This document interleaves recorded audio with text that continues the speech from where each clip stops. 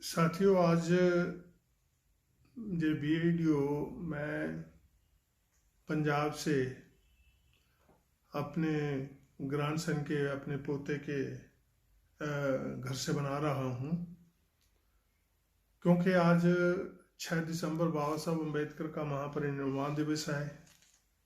और मैं भारत में रहने वाले सारे भारतवासियों को, बहुजनों को, और भारत से बाहर जाकर बसे हुए बहुत से जो भारतीय हैं, बहुजन हैं, उनको साथ लेकर आज अपनी इस श्रद्धांजलि को, इस रिमेम्बरिंग को मैं आप सबके साथ बाबा साहब अम्बेडकर के चरणों में शत शत नमन करता हूँ, उनको याद करता हूँ।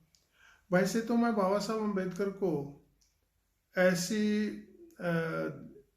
जो उनके जीवन से जुड़ी हुई घटनाएं हैं तभी याद नहीं करता कि उनके जन्मदिन पे, उनके महापरिनिर्वाण दिवस पे, उनके बुद्ध धर्म अख्तियार करने से, या उनके जीवन से जो और घटनाएं जुड़ी हुई हैं। मैं बाबा साहब अम्बेडकर को हर रोज याद करता हूँ, सोते जागते, जीते चलते फिरते।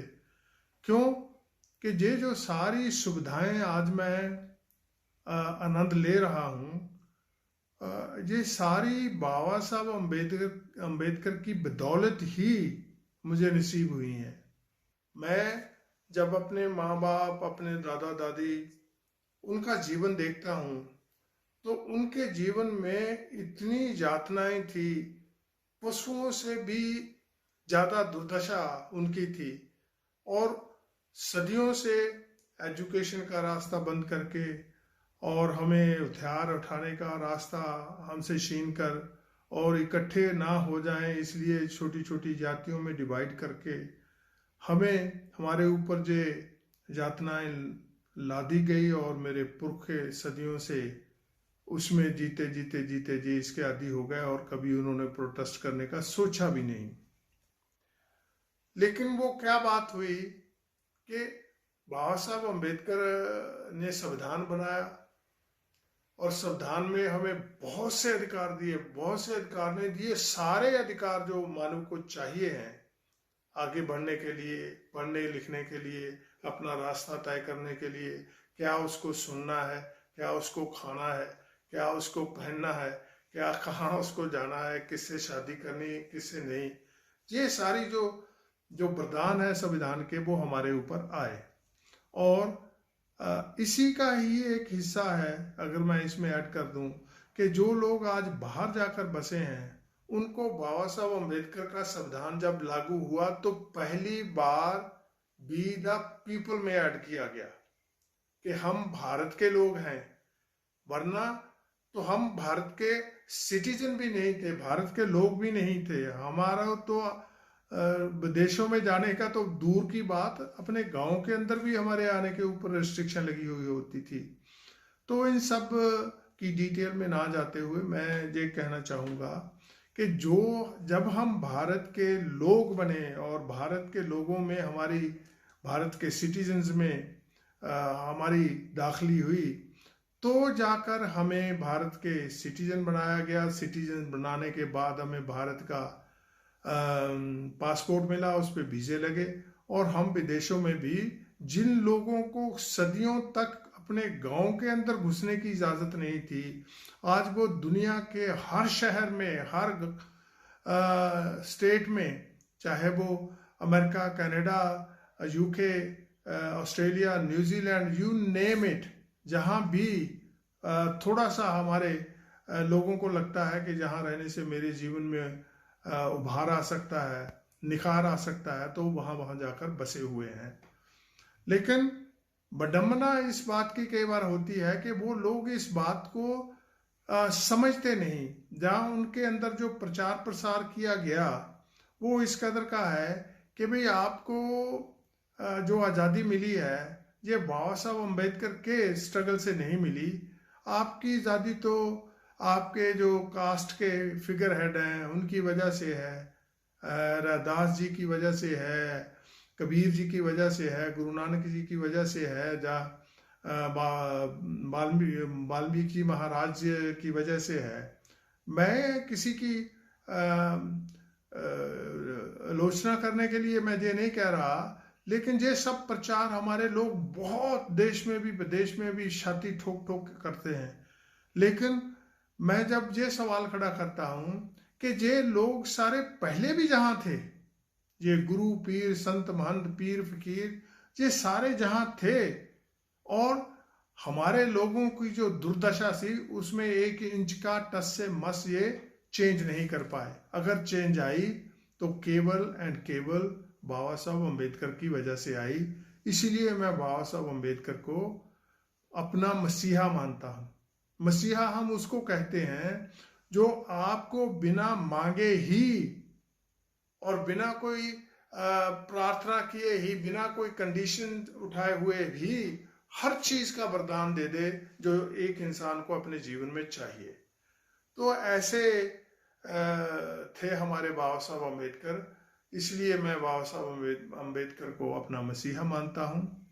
अब ये सवाल खड़ा होता है कि मैंने अपने जीवन से बहुत सी धारणाएं जिनकी वजह से है हम गुलाम थे, जिनकी वजह से हम पीछे थे, पछड़े थे, अनपढ़ रह गए, बहुत सी ऐसी धारणाएं मैंने निकाल कर फेंक दी, खत्म कर दी। लेकिन कुछ धारणाएं ऐसी थी, जैसे मैं अपने माँ बाप से सुनता था कि हम भंगी हैं, भंगियों की मिसलें होती थी, मिसलें मीन्स रेजिमेंट्स होती थी, हम कभी बहुत सूरवीर थे, लड़ाके थे, लेकिन कोई षड्यंत्र बना के हमें इस व्यवस्था में लाया गया। तो वो चर्चा मैं अपने परिवार में बार बार करता रहता हूँ। फिर मैं पंजाब का फुटबॉल का प्लेयर था, मुझे फुटबॉल खेलने का बहुत शौक था। मैं पंजाब की स्टेट के लिए भी फुटबॉल खेला, जीता भी, और अच्छा मान सम्मान भी था। तो उस प्रथा को भी मैंने अपने परिवार में जिंदा रखा, जिसको आज मेरे ग्रैंडसन ने, मेरे बड़े भाई के ग्रैंडसन ने इसको जिंदा रखा, आगे बढ़ाया। मैं तो पंजाब स्टेट का ही फुटबॉल का प्लेयर था और वो ऑल इंडिया का फुटबॉल का प्लेयर बना, लेकिन उसकी टांग पे चोट लग जाने की वजह से वो आगे अपनी खेल को इसको बढ़ा नहीं पाया और उसको कोच बना दिया गया। आज वो पंजाब में फुटबॉल की कोचिंग का एक बहुत बड़ा ऑफिसर है। तो ये तो रही हमारी अपने जीवन की जहाँ। लेकिन अब एक सवाल जो मुझे बहुत ज़्यादा कई बार तंग करता है कि भाई हम बहुत ज़्यादा प्रचार प्रसार करते हैं कि भाई हम 32-34% अकेले शेड्यूल कास्टिंग है पंजाब में, लेकिन फिर भी हम सत्ता तो क्या, सत्ता के ऊपर अपना दबाव बनाने के हक में भी नहीं है। दबाव इस हालत में नहीं है कि हम उस सत्ता के ऊपर दबाव बनाकर बहुत से अपने जो मसले हैं हल कर लें।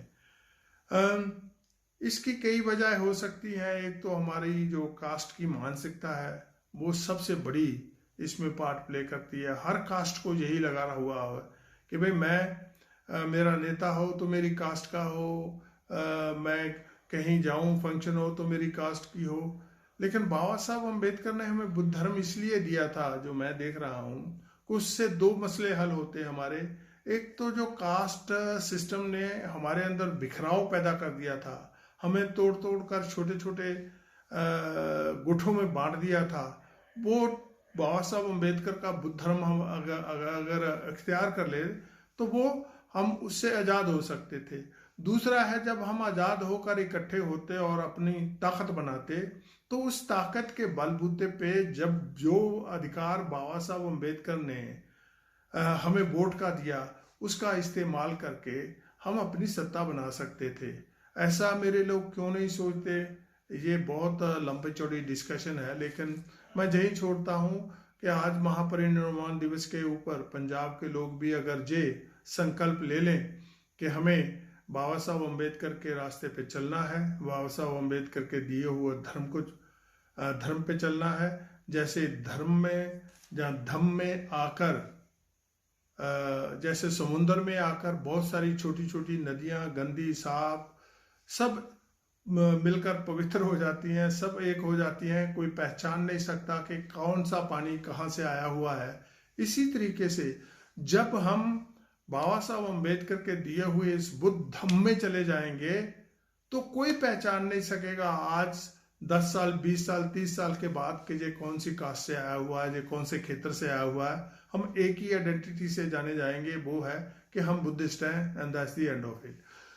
तो ये तो रही बात यहाँ की। अब दूसरी बात है कि भाई ऐसा हम कर क्यों नहीं रहे, ऐसा हम क्यों कर रहे हैं, क्यों कि मैं एक आपको कहानी सुनाकर इस बात को बंद करूंगा, क्योंकि ये लंबी चर्चा है, इस पे लंबी बहस होनी चाहिए, इस पे लंबे विचार होने चाहिए कि क्या हमें आज गुलाम रहना मंजूर है लेकिन अपनी जाति के साथ, अपनी जाति की जेल में, अपने जाति के कुएं में ही रहना मंजूर है, या उससे आजाद होकर हमें अपने बच्चों के लिए, अपने फ्यूचर के लिए, उनके लिए भी ऐसी व्यवस्था जिंदा रहे जैसी बाबा साहब ने हमारे लिए पैदा करी है।